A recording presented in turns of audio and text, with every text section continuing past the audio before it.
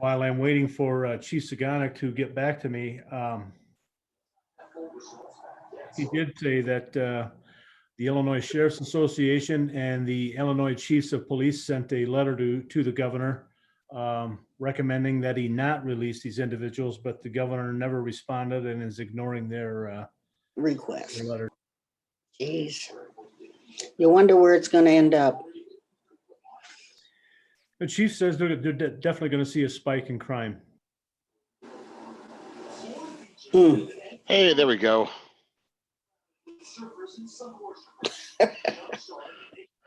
Good afternoon, everyone. Hi there. All right. Hello, man. Are we waiting on anyone? It looks like everyone is here. We're waiting on you. All right. Well, sorry about that. I had some computer issues.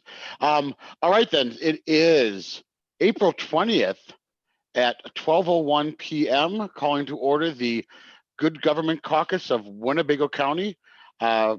Myself, Dan Feller's present. Let's go around the room. Gene Crosby present. John Butita. Mr. Booker, would you call yourself again? Aaron Booker. And Mr. Kelly, can you hear us? Dave Kelly, forgot to press the button. And Dave Kelly is here as well. Excellent. So there are no agenda item changes. As no one has asked us to speak, we'll forego any public comment. At that point, I do want to take a moment here before we jump into other matters just to run through committee reports. If there's anything in particular someone wants to talk about from committee meetings ahead of the joint caucus, Republican Democrat caucus this evening, now is the time. And if you'd like to go ahead and raise your hand, otherwise we will move on to other matters. All right, seeing nothing, move on to other matters. And Mr. Butita, I will pass things along to you. Thank you, Mr. Chairman. So I'd like to make a motion that the Good Government Caucus recommend to the Chairman Haney the selection of Scott Anderson to the vacancy in District 4. We have a motion by Mr. Butita. May I have a second? Second. Seconded by Mr. Kelly and Mrs. Crosby. Any discussion on the matter? And Mr. Butita. Well, I'll just briefly say that of the two candidates that have submitted applications for this vacancy, I think we all got an opportunity to watch their interviews and review their resumes. And it was apparent to me that Mr. Anderson was by far the most qualified to fill that position. So based on all that information, I recommend that we approve this. Any other comments? Mr. Booker? Thank you, Chairman.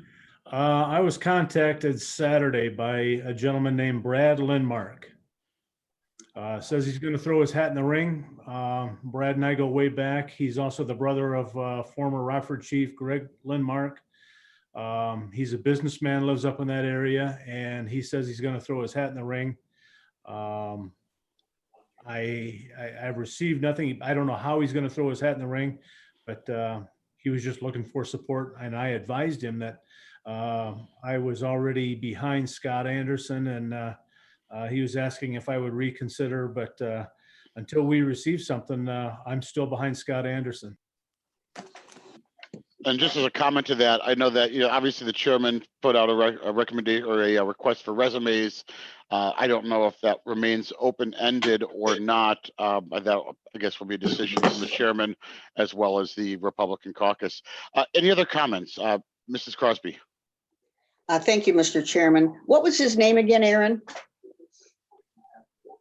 Brad Lindmark. His father was in business. They live up in the Roscoe area. Brad Lindmark. Is that D as in David? Yep. M-A-R. Okay, thank you. Excellent. I agree with you, Aaron. Until we get something, I'm going to stick with Scott. Sounds good. Mr. Butita, a question. Did you want to compose a letter? Did you want to, is there something that you want to and push out as well? Or just, you want to just let it be known? I did form a letter over the weekend, and I sent it to everybody. But Mr. Kelly's came back to me, so I must have had your wrong address. But it simply said that the Good Government Caucus, it was addressed to Chairman Haney, that our caucus endorses Scott Anderson. And I pointed out that based on what you said, Dan, you were going to abstain, and the other four approved the endorsement. So I've got that ready to send to Haney once we approve this. All right. Any other questions or discussion points? As Mr. Butita mentioned, I am going to abstain from this vote. So all those in favor signify by raising your hand. Any opposed? Okay, this passes unanimously 4-0. Are there any other matters before the Winnebago County Good Government Caucus? Mr. Booker. Thank you, Chairman. Before you signed on, I was just kind of briefly advising the other members that I'm going to bring it up in the county board meeting. My displeasure with the Governor Pritzker and his decision to release inmates. It doesn't look good. It looks reckless to me. It looks like gross negligence. And I just don't like how we are re-victimizing the victims and witnesses of those crimes that they committed. So I'll bring something up at the county board meeting Thursday night. Thank you. I saw Mrs. Kelly or Mrs. Crosby first. Thank you, Mr. Chairman. Aaron, what kind of track record do these guys have that are being released? I mean, are they all felons?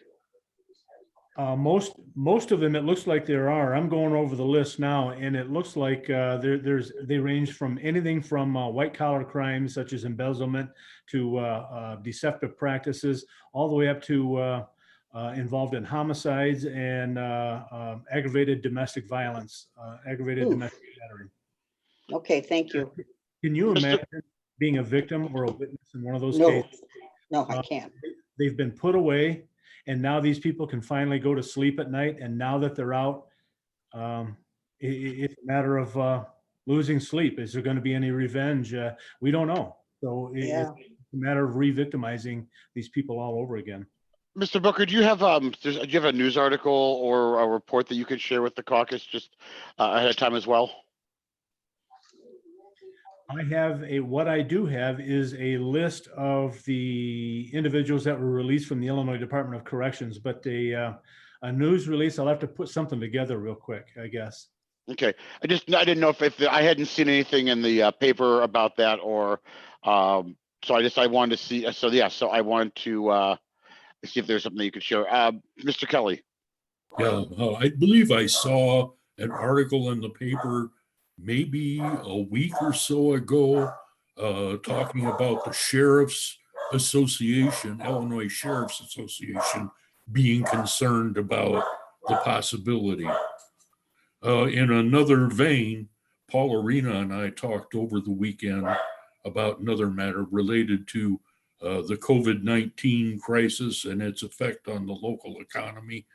And he was pointing out concern, like in the situation of the Charles Street shoe repair shop that became an item, a publicity item. Not all businesses are the same, and this is a real low volume thing. Why shouldn't they be able to be allowed to stay open and operate? And maybe there needs to be a little bit of an easing in the case of businesses that are very low risk. Mhm. Any other comments? Mr. Booker, you're on mute, Mr. Booker. Thank you.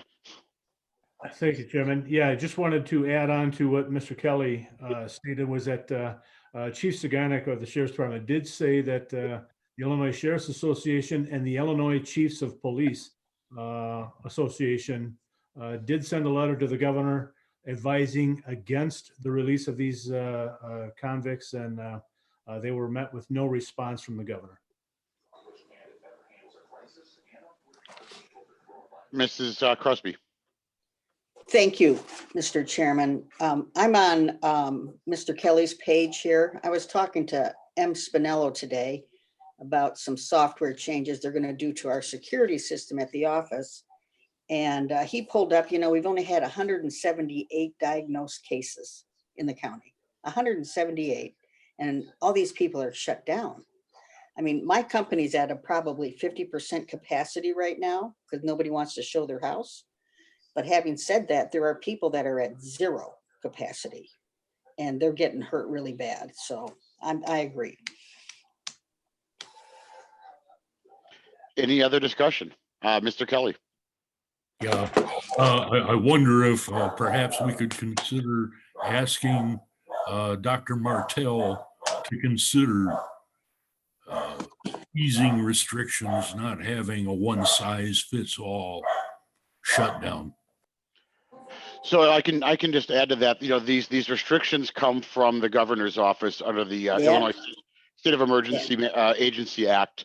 Had this conversation the other day that when a state of emergency is declared, the governor has executive authority that's rather broadly, rather wide ranging. I think to add my own 2 cents just on this, that there is a conversation running between the governors in the newly formed sort of Midwest advisory group of states, which would be Wisconsin, Michigan, Indiana, Illinois, and I think Missouri, about the proper steps to begin to reopen parts of the economy.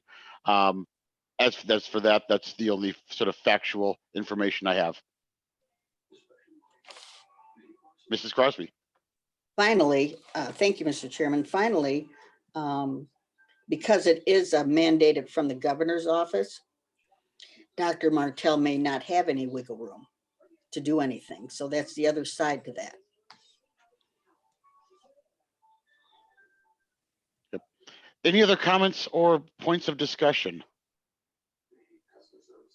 Seeing none, can I get a motion to adjourn? Mr. Bugina with the motion and seconded by Mr. Booker. All those in favor, raise your hands. We are adjourned. Thank you so much, everyone. Have a good day.